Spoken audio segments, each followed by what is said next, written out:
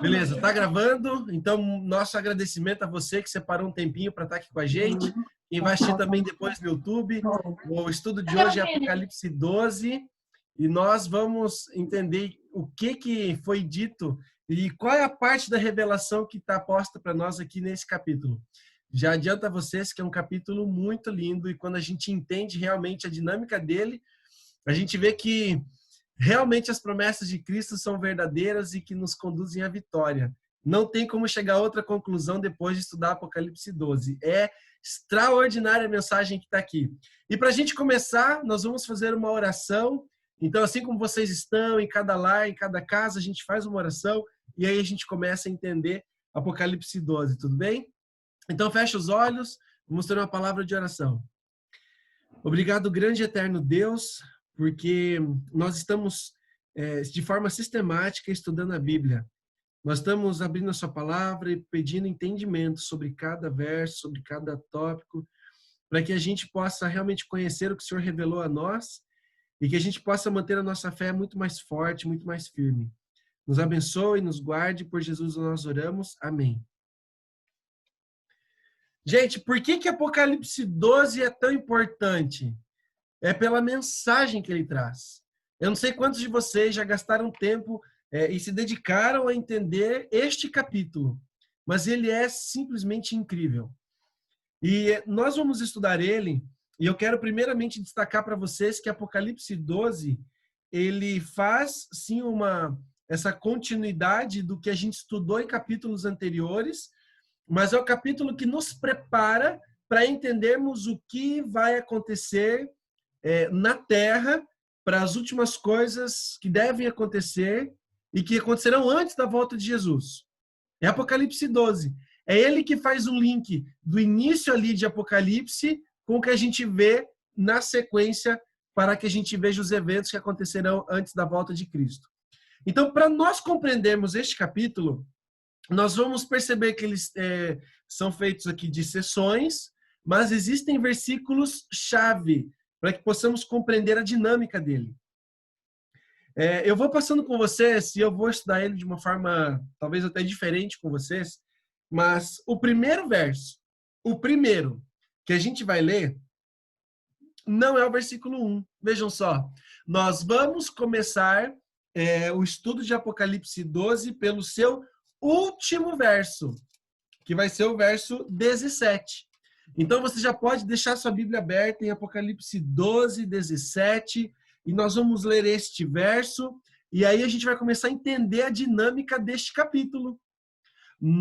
Olha só, neste versículo, ele reúne boa parte das informações que são debatidas dentro desse capítulo aqui. E você vai chegar comigo nas conclusões que são necessárias, tá bom? Então, vamos ver aqui o que a Bíblia diz. Eu vou pedir para a Ju ler para a gente, pode ser, Ju? Você lê para nós esse verso 12, 17. Eu só não estou conseguindo ligar o teu microfone. Se puder ligar aí para a gente.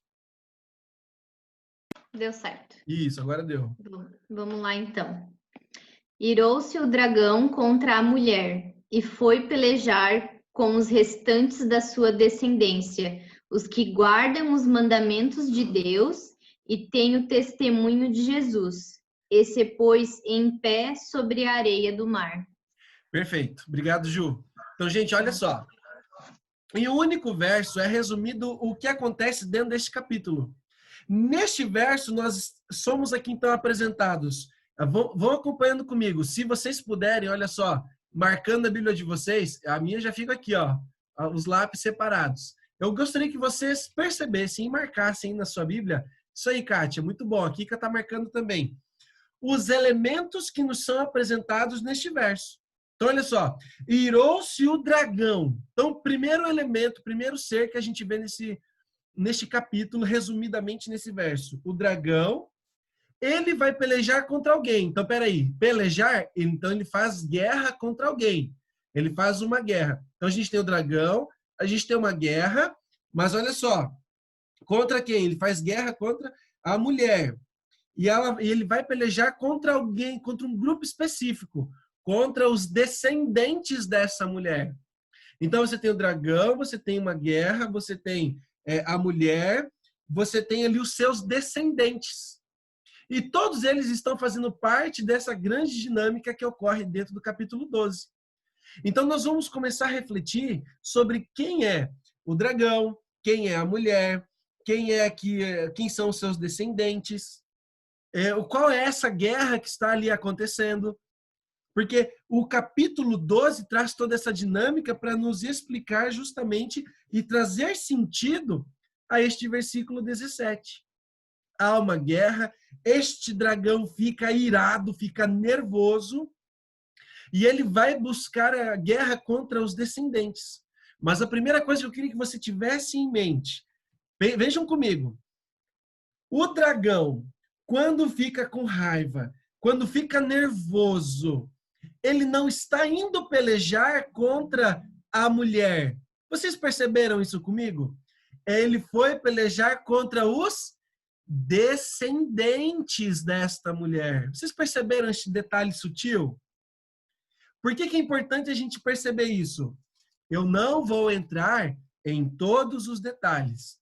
Ó, uma breve pausa. O pessoal que chegou agora, Rosane e tudo mais, Bárbara, a gente está hoje estudando Apocalipse 12, tá bom? Então pode deixar aberta ali em Apocalipse 12. Deixa eu dar um breve spoiler assim para vocês, só para vocês ficarem refletindo. Calma que no estudo específico falaremos a respeito. Mas em Apocalipse 17, ali adiante, nós vamos perceber também a figura de uma mulher que João vê com espanto. E por que que lá no capítulo 17 ele vê uma mulher com espanto, mas aqui no capítulo 12 traz uma descrição majestosa dessa mulher? Detalhe a ser compreendido. A Bíblia, quando ela fala a respeito de mulher e a simbologia de uma mulher, ele sempre vai estar falando do povo de Deus. Quando a Bíblia fala de mulher, ele está dentro de uma questão profética e de aplicações espirituais, ele está falando sobre o povo de Deus. Em Apocalipse 12, esta mulher é representada com atributos muito bonitos. E a gente já vai chegar nela, calma lá. Só que no 17, Apocalipse 17, a mulher é apresentada como uma prostituta. Aí você fala assim, nossa, Bruno, mas é outra mulher. E eu vou dizer para vocês, até dando aqui um breve spoiler, não é outra mulher. A tal ponto que a guerra que é feita em Apocalipse 12 é uma guerra feita contra os descendentes da mulher. Porque algo acontece com ela. E nós vamos chegar lá, tá? Mas eu quero que vocês percebam a mensagem de Apocalipse 12, porque ela realmente muda a nossa perspectiva sobre os eventos. Quando a gente compreende esse capítulo, a gente vê essa batalha espiritual, essa batalha entre o bem e o mal que a gente tem conversado já há tantos estudos de uma maneira diferente, tá bom? Mas vamos acompanhem comigo. Eu disse a vocês que esse capítulo traz alguns elementos. Traz o dragão, traz a mulher, traz os seus descendentes, assim por diante. Bom, vamos pensar aqui rapidamente quem é a mulher. Quem é essa mulher que aparece aqui no final? Já que o dragão irou-se contra a mulher a ponto de contender e fazer guerra contra os seus descendentes. Aí a gente pode ir para o versículo 1, porque a gente já compreendeu que alguns elementos estão sendo apresentados para nós aqui. Então, todo mundo acompanha aí comigo o versículo 1 do capítulo 12, o início, então, do capítulo. E diz assim, viu-se grande sinal no céu, a saber, uma mulher vestida de sol. Gente, quando a Bíblia traz essa questão de grande sinal, ou esse sinal, na palavra grega, ele traz o sentido de que algo grandioso está para acontecer. Então, este sinal que ele apresenta para nós, na palavra original, ele mostra, olha, um grande sinal trazendo a ideia, algo esplendoroso, grandioso vai acontecer. E aí ele apresenta uma mulher vestida de sol. E nós temos várias mulheres aqui no nosso grupo de estudos, e certamente você consegue imaginar uma mulher muito bonita, muito radiante. E quando eu falo assim, com o brilho do sol, vestida de sol, é com a ideia de perceber algo muito bonito. Uma mensagem também muito bonita. E vamos adiante. E com a lua debaixo dos pés. Então, essa grande mulher vestida com essa... Só chegou uma mensagenzinha aqui. Ah, tá. A Bárbara só tá dando aviso aqui que ela não tá conseguindo falar, então alguma coisa no microfone. Então eu não vou chamar ela para ler, por exemplo. Tudo bem. Vamos lá. Então, essa mulher vestida de sol com a lua debaixo dos pés. Então vejam só. Quando a gente fala de lua, primeira coisa que a gente tem que ter em mente, a lua não tem a luz própria, ela reflete a luz. Então, percebam comigo esse detalhe. A lua estava ali debaixo dos seus pés e dá mais um detalhe sobre a mulher. Uma coroa de 12 estrelas na cabeça. Espera aí. Quando fala de 12, 12 é um número que a gente já conhece na Bíblia. Quando nós fizemos o estudo dos 144.000, a gente destacou a importância do 12. 12 no Antigo Testamento falava sobre as 12 tribos de Israel, totalidade do povo de Deus. 12 no Novo Testamento são os 12 apóstolos, os 12 discípulos, falando também da totalidade do povo de Deus. E aí, quando ele fala de 12, mas ele faz menção à lua que não tem ali o brilho próprio, mas reflete este brilho, eu quero que vocês tenham em mente que ele está fazendo alusão à mensagem de um povo de Deus e uma mensagem que mudaria o mundo. Voltou? É que aqui o meu computador deu uma travadinha. Não sei o que foi, gente. Mas agora voltou. Eu vi que eu falei, vou parar de falar para não atrapalhar ninguém. Mas vamos seguindo.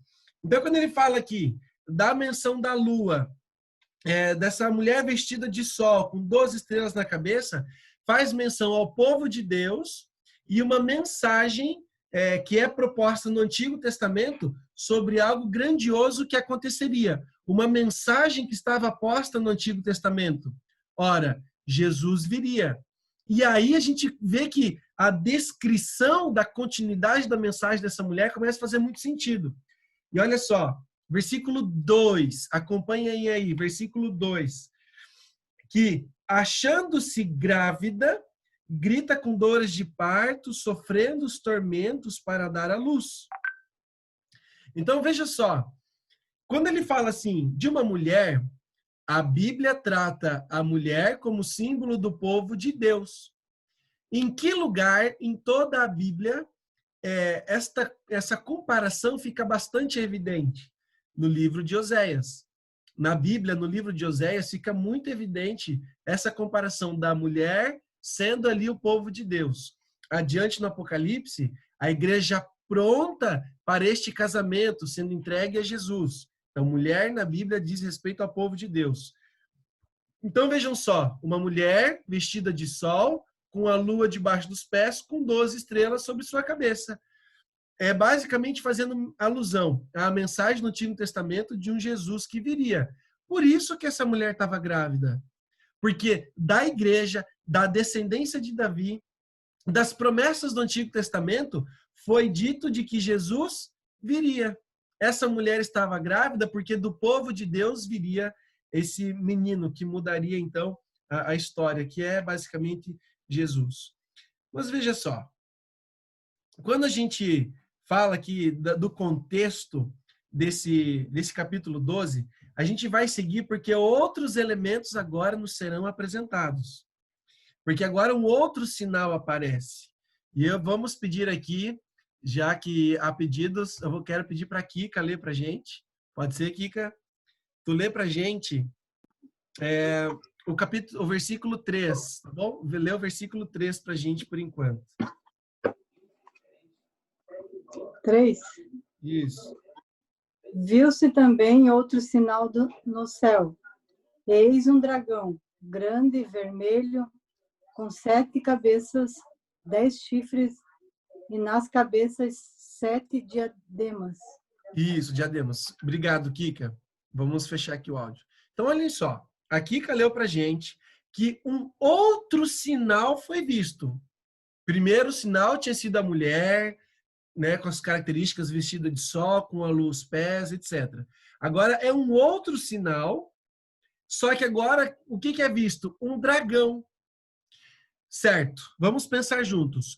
O que é dragão na Bíblia? É uma pergunta legítima. Vejam vocês que a Bíblia se interpreta, a Bíblia diz e a Bíblia nos mostra quem realmente é. Querem ver? Nós não vamos avançar totalmente a leitura já, mas olhem comigo o versículo 9, tá bom? Olhem o versículo 9 para que a gente consiga chegar à conclusão de quem é o dragão. Versículo 9 diz assim: e foi expulso o grande dragão, a antiga serpente, que se chama Diabo e Satanás, o sedutor de todo mundo. Tá bom? Tranquilo até aqui? Não vamos adiantar a leitura para que a gente primeiro monte aí o contexto, para daí a gente seguir com o nosso entendimento. Ora, o segundo sinal foi visto como sendo o dragão, e a própria Bíblia responde que o dragão é Satanás. Mas, vem cá, analisemos juntos. Satanás é de fato um dragão com cabeças igual é retratado nos filmes, aquela cabeça cuspindo fogo assim? Peraí, Satanás, ele é realmente esse dragão? Concordam comigo que não, ele não é? Mas sim que ele é um anjo de luz, mas um anjo caído, ok? Que é o panorama bíblico. Aí você tem que se perguntar comigo, ok, mas por que ele é representado então como um dragão? Simples, porque a Bíblia quer nos advertir de que ele é um inimigo poderoso. Ele é um inimigo que a gente também não pode assim menosprezar ele, achar que a gente brinca com ele, porque o dragão é o bicho traiçoeiro. Então, e a própria Bíblia compara ele com uma serpente. Nós precisamos não sair brincando com Satanás, mas entender que ele é o inimigo derrotado. Isso vai ficar evidente para nosso estudo hoje. O inimigo derrotado, mas é retratado como um dragão porque ele é o inimigo perigoso ao povo de Deus. Nós não podemos sair brincando como algumas denominações e até pastores fazem por aí. Então, cuidado, gente, porque ele é um inimigo do povo de Deus. Agora, vejam só. A partir do versículo 4, a gente vai começar a entender alguns detalhes interessantes. E nós vamos chegar a algumas conclusões também interessantes. Veja bem, o versículo 4 diz assim: a sua cauda arrastava a terça parte das estrelas do céu, as quais lançou para a terra.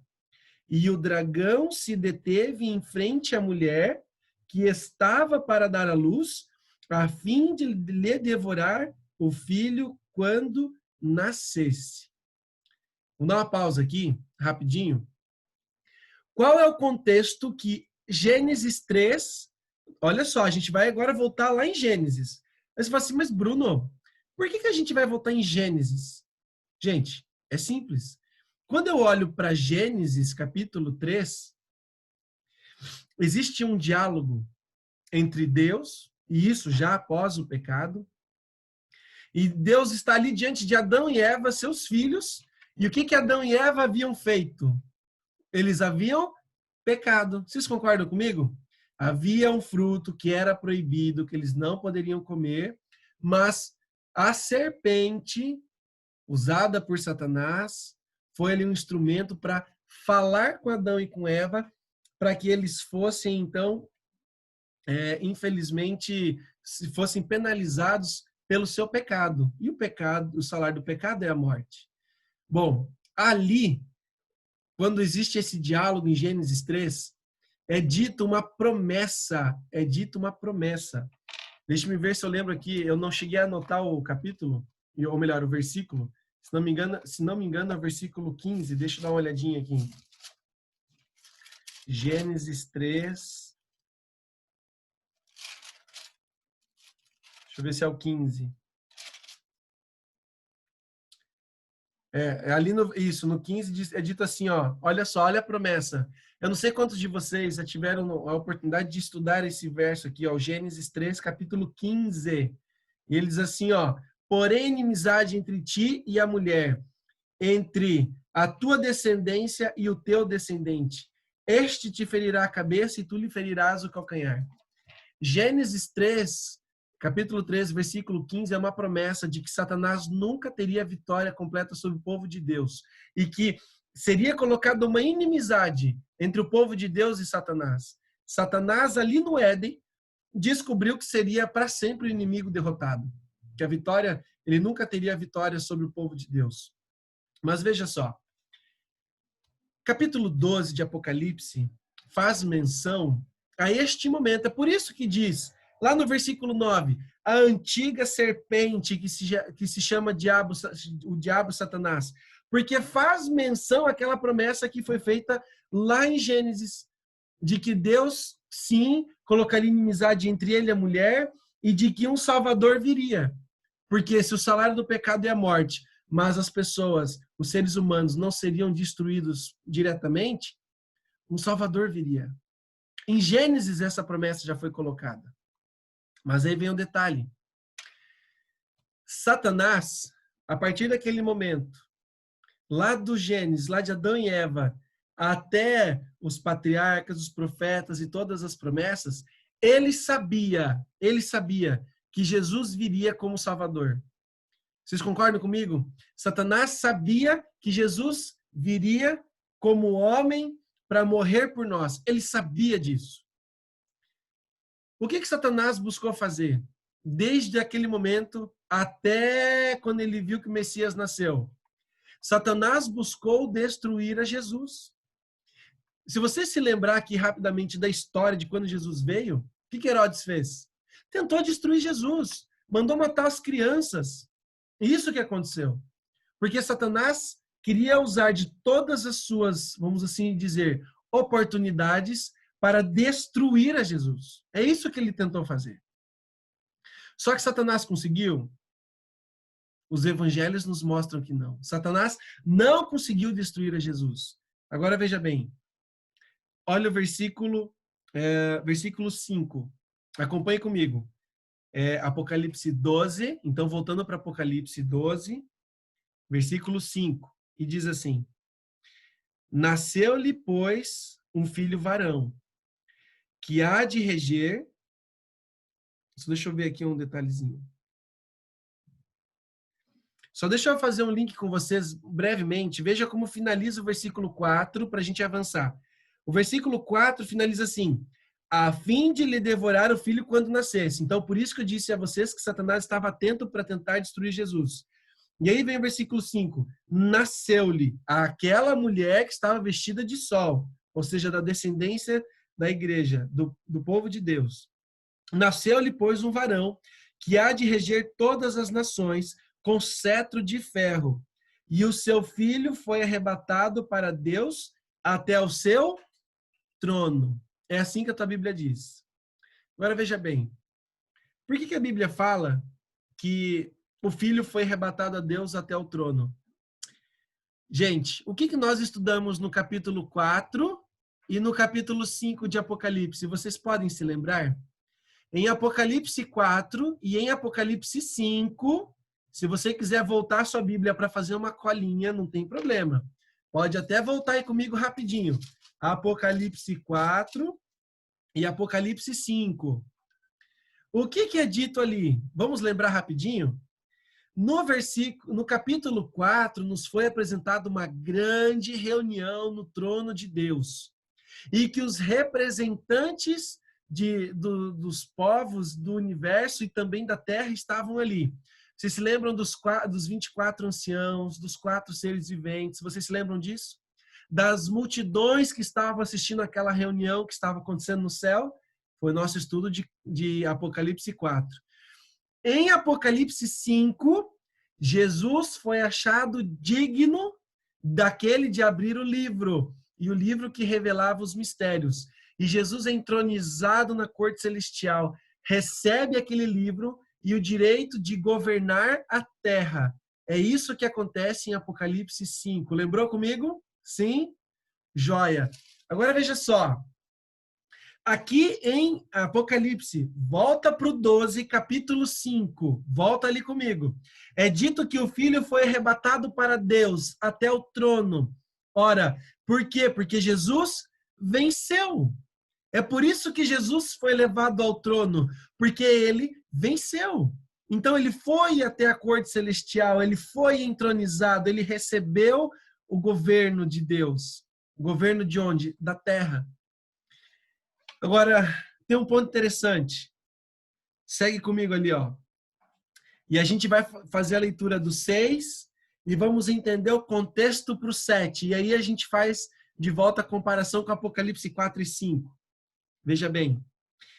A mulher, versículo 6, porém fugiu para o deserto, onde lhe havia Deus preparado lugar para que nele a sustentem durante 1260 dias. Peraí, a gente já não conhece esse período na Bíblia? Quando a gente estudou o capítulo de Daniel, lembram de Daniel quando a gente estudou? Que por um tempo, 2 tempos e metade de um tempo, o povo de Deus seria perseguido. Aqui, e os santos lhe seriam entregues nas mãos do chifre pequeno. Aqui Deus está dizendo o seguinte, que a mulher fugiu para o deserto e Deus sustentaria a sua igreja pelo mesmo período que Satanás tentaria oprimir ela. 1260 anos. É o período profético que a gente estudou em Apocalipse. Mas Deus está dizendo aqui que ele protegeria a sua igreja pelo mesmo período que Satanás tentaria oprimir a igreja de Deus. Só que o ponto alto ainda a gente não chegou. Agora veja bem. Eu quero pedir aqui, vamos ver aqui, quem que vai poder ler para a gente? Vamos ver quem vai poder ler aqui. A Rosana não está na cadeirinha dela. Vou falar para a Kátia. Kátia, lê para a gente aqui, ó. Lê para a gente, por favor, Apocalipse 12, versículo 7. Tá bom? Lê para a gente aqui. Ó, eu não consegui abrir teu áudio. Abre, por gentileza.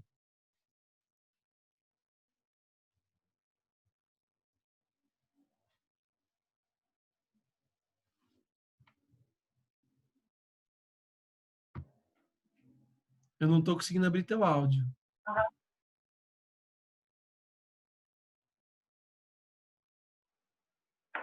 Abriu? Abriu. Tá. O título diz assim: Anjos pelejam no céu contra o dragão, a vitória de Cristo e do seu povo. Houve peleja no céu. Miguel e os seus anjos pelejaram contra o dragão. Também pelejaram o dragão e os seus anjos. Isso. Beleza, dá uma pausa aqui. Gente, vamos lá. Quando a Bíblia chama aqui de Miguel, quem é Miguel? Se você fizer uma tradução do nome, Miguel é quem é como Deus. E quando a gente olha para o nome Miguel, existem alguns doutrinadores, teólogos que tentam argumentar que Miguel seria um anjo poderoso lá no céu. Mas nós temos o entendimento de que Miguel é o próprio Cristo, que quando em batalha assume essa frente de liderança do seu povo. Se a gente lembrar de alguns capítulos como o livro de Daniel, capítulo 10, existe uma menção no livro aqui de Judas, existe uma menção em Ezequiel, capítulo 28, em outras passagens bíblicas que fazem referência a Miguel. E sempre Miguel como o líder do povo de Deus. Então nós entendemos que Miguel é o próprio Cristo. Mas vejam o que a Kátia leu pra gente. Que houve peleja no céu. Houve guerra no céu. E algumas pessoas, elas procuram entender assim, é porque Apocalipse 12 está nos dizendo do momento em que, olha só, algumas pessoas procuram entender que esse capítulo diz respeito a quando Adão e Eva haviam pecado. Mas eu vou dizer a vocês que não é essa guerra que está sendo apresentada aqui em Apocalipse 12. Em Apocalipse 12 está sendo apresentado para nós, sabe que momento? Satanás, quando tenta Adão e Eva, ele subjuga a raça humana. E a partir dali, Satanás usurpou o lugar de Adão e de Eva como governadores deste mundo. E Adão e Eva, então, quase que praticamente entregam para Satanás todo o comando aqui da terra. Satanás usurpa este lugar. Só que o que acontece? Satanás ia sempre às cortes celestiais para dizer que ele governava sobre a terra e para dizer que ele poderia oprimir o povo de Deus. Vejam o livro de Jó. O livro de Jó, o que acontece? Satanás se apresenta nas reuniões celestes e é perguntado a ele: ora, de onde é que você vem? De rodear a terra. E se você nunca leu isso no livro de Jó, eu não lembro se isso está no primeiro versículo já. Deixa eu até dar uma olhada rapidinho aqui. Só que Satanás usurpou essa prerrogativa aqui do governo da terra. Ele trouxe para si. Deixa eu achar aqui o livro de Jó. Vou ver se eu consigo achar aqui essa passagem que eu estou citando para vocês.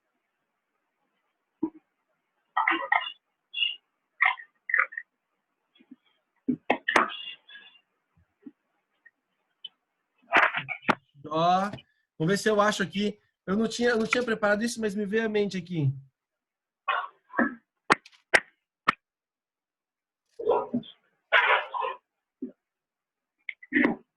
Sabe, pai, qual é a passagem?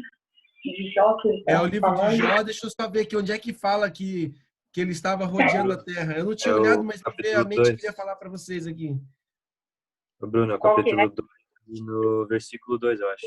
2? Capítulo 2, versículo 2. Ah, o capítulo 2, versículo 2? Isso. Ó, isso, obrigado, Nick. Gente, olha só, eu quero mostrar para vocês que a Bíblia já nos apresenta esse panorama.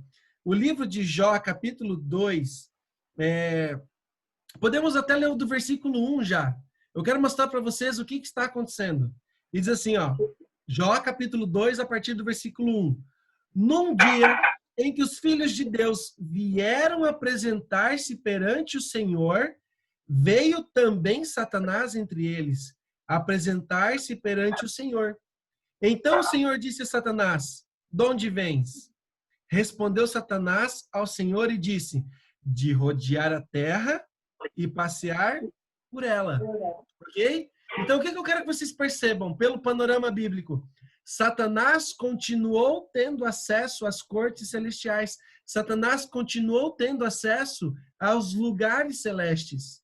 Ele não foi expulso do céu imediatamente após o pecado ou apenas quando ele se rebelou contra Deus. Ele sim teve acesso aos lugares celestes por vários anos, até que algo grandioso acontece. Eu quero que você feche comigo esse link para você perceber quão grandioso é isso. Gente, Satanás, ele tinha esse acesso às cortes celestiais até que algo acontece. O filho desta mulher que nós lemos aqui em Apocalipse 12 nasce. Vence Satanás, vence o diabo, vence a serpente e ele é entronizado. Este é Jesus. Jesus derrota Satanás na cruz. Só que na cruz é tirado de Satanás o governo desta terra. E quem é que passa a ser o governante dessa terra? Quem é que passa a ser o nosso advogado? Quem é aquele que agora tem o direito de nos representar novamente? Senão o próprio Jesus. Então, quando a Bíblia, no livro de Apocalipse, capítulo 12, fala que houve guerra no céu, tenha em mente aquela reunião que aconteceu lá, no capítulo 4 e no capítulo 5. Porque, vejam bem, se eu chego simplesmente para vocês, vamos tentar trazer um exemplo prático aqui, e falar assim, ó, Kátia, a sua casa agora é minha. Se eu simplesmente chego e falo assim, não, a tua casa é minha, ou para Rosane, ou para Kika, não, chega, a casa de vocês é minha. Como vocês reagiriam? Vocês ficariam felizes, tranquilos? Não, tá aqui a chave, pode levar a chave. É assim? Claro que não. Quando a Bíblia fala aqui que houve peleja no céu, no versículo 7, é porque lá no céu houve esta reunião grandiosa em que os representantes de todo o universo se reuniram diante da presença de Deus. Apocalipse 4, a gente estudou isso. E quando ali é apresentado, o que Deus faz? Deus entrega para Cristo o direito de representar e governar esta terra. E então Satanás é expulso do céu. E é isso que nos é apresentado aqui, ó, versículo 9. Vem comigo para você entender o desdobramento. Olha só, até antes, vamos voltar antes, porque a gente não tinha lido o 8, volta para o 8, diz assim: todavia, não prevaleceram, nem mais se achou no céu lugar deles. Percebe? Aí o versículo 9: e foi expulso o grande dragão, a antiga serpente, que se chama Diabo e Satanás, o sedutor de todo mundo. Sim, foi atirado para a terra, e com ele os seus anjos. A partir da cruz, a partir do momento que Jesus vence Satanás definitivamente na cruz, e ele recebe o direito de governar e nos representar, é que Satanás é expulso definitivamente do céu. E ele, a partir dali, percebe que pouco tempo lhe resta. Quer perceber isso comigo? Leia comigo a última parte do versículo 12. Leia comigo a última parte, a última frase. E diz assim, olha, a última parte. Pois o diabo desceu até vós, cheio de grande cólera, sabendo que pouco tempo lhe resta. Perceberam? Capítulo 12, ele nos traz esse panorama e eu quero dizer para vocês o seguinte. Se esse capítulo dissesse respeito ao momento em que Adão e Eva pecaram, não restava pouco tempo para Satanás. Ora, quando Adão pecou, a história da humanidade estava apenas começando. Não era pouco tempo que restava para Satanás. Ele tinha ainda toda a história da humanidade para tentar matar, destruir os seres humanos, tentar destruir o próprio Deus e assim por diante. Não era pouco tempo que lhe restava lá atrás. Pouco tempo lhe restava a partir do momento que ele foi definitivamente destruído por Cristo. Isso se deu na cruz. E a partir da cruz, a partir do momento que o governo é entregue para Cristo, Satanás percebe que ele é o inimigo derrotado e que pouco tempo lhe resta. Entenderam onde é que Apocalipse 12 se enquadra? Apocalipse 12 nos traz um panorama após o momento da morte de Cristo na cruz e a sua ressurreição, e mais, a entrega desta terra para Cristo, e não mais sendo um governo de Satanás. Perceberam comigo? Esse é o momento que é retratado em Apocalipse 12. E aí diz assim, aqui diz assim, versículo 10. Acompanhe comigo o versículo 10. Então ouvi grande voz do céu proclamando: agora veio a salvação, o poder, o reino do nosso Deus e a autoridade do seu Cristo, pois foi expulso o acusador de nossos irmãos. Vamos dar uma pausa aqui? Vamos dar uma pausa? Que irmãos seriam esses se Apocalipse 12 estivesse tratando do momento da queda de Adão e Eva? Se eram apenas os dois. Ora, quando ele fala do acusador dos nossos irmãos, é porque Satanás ia no céu, assim como fez lá quando retratado no livro de Jó, para nos acusar perante Deus. É isso que Satanás fazia. Então, quando ele é retratado como acusador de nossos irmãos, é porque Satanás ia no céu reclamar os seres humanos como seus, porque Adão e Eva pecaram. Mas, de novo, Satanás é o inimigo derrotado. Seguindo, ali ainda no versículo 10, o mesmo que nos acusa de dia e de noite diante do nosso Deus. Perceberam o que Satanás fazia? Satanás era o inimigo que procurava trazer e chamar para si essa terra e de que os seres humanos seriam dele, mas ele foi derrotado. Satanás foi derrotado. E aí o versículo 11, eles, pois, o venceram por causa do sangue do Cordeiro e por causa da palavra do testemunho que deram, e mesmo em face da morte, não amaram a própria vida. Por isso, festejai aos céus, e vós que nele habitais, e ai da terra e do mar, pois o diabo desceu até vós, cheio de grande cólera, sabendo que pouco tempo lhe resta. E aí fica fácil você entender o período profético, o período de 1260 anos. É o período que Satanás atuou com maior força e com maior ira para justamente tentar destruir a igreja de Deus. E a Idade Média nos prova isso. Hoje eu tive acesso a um número que eu não tinha percebido e não tinha tido ainda. Eu quero passar aqui para vocês. historiadores levantam o número de cristãos que foram perseguidos na Idade Média e mortos pelo poder da Igreja Católica Apostólica Romana em todo aquele período. Sabe quantas pessoas morreram nas estimativas dos historiadores? Algo em torno de 50 milhões de cristãos. 50 milhões. É esse o número de pessoas que foram mortas porque professavam a Cristo. Em todas as fases, desde do que é contado sobre Roma, Coliseu, o sangue dos mártires e todas as pessoas que deram a vida. 50 milhões de pessoas. Então, veja, a ira de Satanás, a raiva dele, o ódio dele, era justamente para destruir a igreja e o povo de Deus. Sabe por que isso?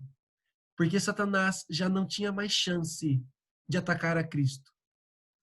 Querem ver um detalhe? Se a gente chega para alguém aqui que é mãe, para Rosane, para Monique, para Kátia, e põe a mão e judia de um dos seus filhos, qual que é a reação de vocês?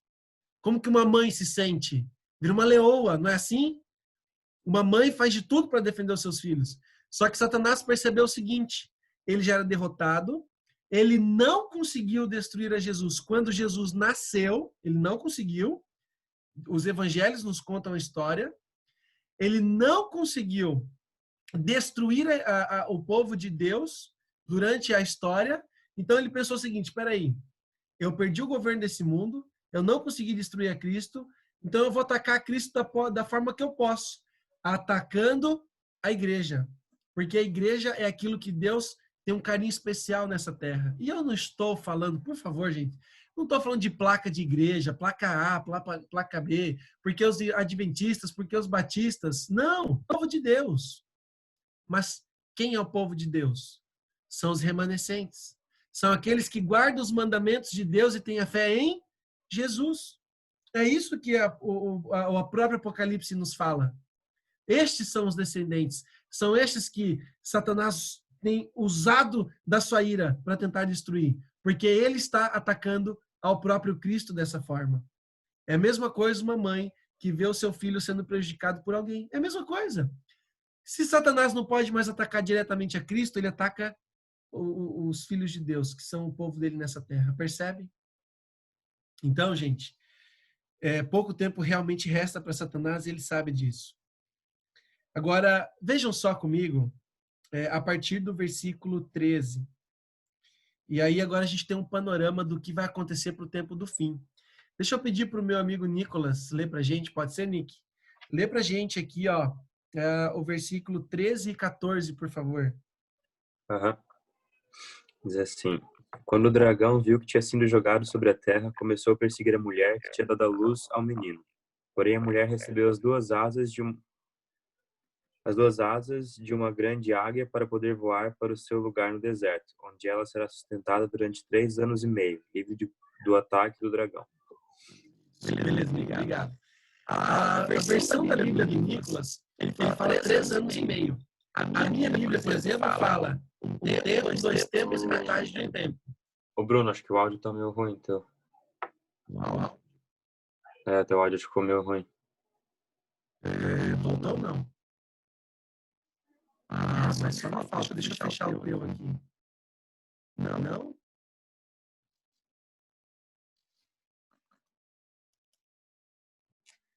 Bom, agora que o áudio está funcionando, aí eu voltei a gravar aqui. Vejam, quando a gente fala aqui da perseguição, do Nicolas, ele traz ali 3 anos e meio. A minha Bíblia fala de um tempo, 2 tempos e metade de um tempo. É aquele período profético que a gente já viu em Daniel e é o mesmo período profético que nos está apresentado nos versículos anteriores aqui, de que Cristo protegeria a sua igreja, que é o versículo 6. Mesma coisa. Então, essa mulher foge, só que o que Satanás faz? Satanás persegue. Mas o povo de Deus seria, então, protegido dela, desse ataque. Agora, veja só. Versículo 15. Então a serpente arrojou da sua boca, atrás da mulher, água como um rio. a fim de fazer com que ela fosse arrebatada pelo rio. A terra, porém, socorreu a mulher, e a terra abriu a boca e engoliu o rio que o dragão tinha arrojado de sua boca. Agora vem cá, a gente tem que entender que terra é essa.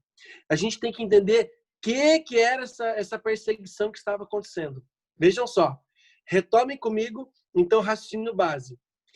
O povo de Deus seria perseguido, mas ao mesmo tempo protegido, por um tempo, 2 tempos e metade de um tempo, ok?